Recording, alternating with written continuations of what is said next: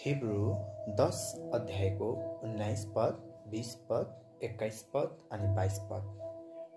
19 पद, यसै कारण भाइ हो, येशूको रगतद्वारा महापवित्र स्थानमा प्रवेश गर्ने साहस हामीलाई हुन्छ। आमेन।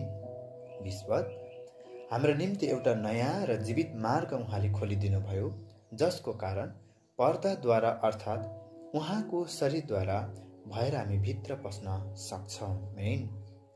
21 पद, परमेश्वरको घरानामा हाम्रो एकजना महान पुजारी हुनुभएको हुनाले।